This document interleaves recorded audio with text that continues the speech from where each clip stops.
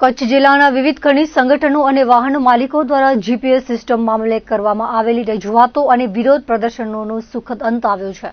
ગાંધીનગર ખાતે ખાણ ખનિજ વિભાગના કમિશનર સાથે યોજાયેલી મહત્વપૂર્ણ બેઠકમાં તંત્રે નમતું જોખ્યું છે અને જીપીએસ સિસ્ટમના અમલીકરણમાં મોટી રાહત આપવાની જાહેરાત કરી છે। કમિશનર દ્વારા લેવામાં આવેલા નિર્ણય મુજબ જ્યાં સુધી અંતરિયાળ વિસ્તારોમાં નેટવર્ક કનેક્ટિવિટીની સમસ્યાનું સંપૂર્ણ નિરાકરણ ન આવે ત્યાં સુધી 80% જીપીએસની નવી સિસ્ટમ લાગુ કરવામાં આવશે નહીં। આ સાથે જ અત્યાર સુધી જીપીએસ કનેક્ટ ન હોવાને કારણે જે રોયલ્ટી પાસ અટકાવી દેવામાં આવતા હતા તે નિયમ પણ હાલ પૂરતો મુલતવી રાખવામાં આવ્યો છે। તંત્ર દ્વારા સ્વીકારવામાં આવ્યું છે કે પૂરતા નેટવર્ક વગર જીપીએસ સિસ્ટમ ફરજિયાત બનાવવી એ વ્યવહારુ નથી। આ નિર્ણયને પગલે છેલ્લા કેટલાક સમયથી ચાઇના ક્લે અને બેન્ટોનાઇટ ઉદ્યોગમાં સર્જાયેલી મડાગાંઠ ઉકેલાઈ ગઈ છે અને તમામ કામગીરી રાબેતા મુજબ પુનઃ શરૂ કરી દેવામાં આવી છે। ઓલ કચ્છ બેન્ટોનાઇટ મેન્યુફેક્ચર એસોસિએશનના પ્રમુખ વિપુલ ભાનુશાલીએ આ સફળતાને સંગઠિત શક્તિનો વિજય ગણાવ્યો છે।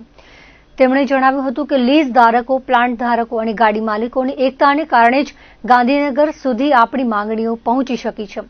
એસોસિએશને આ લડતમાં સહભાગી થનાર તમામ સભ્યોનો આભાર વ્યક્ત કરતા આગામી સમયમાં પણ ઉદ્યોગના હિતમાં આ રીતે જ સંગઠિત રહેવા અપીલ કરી છે।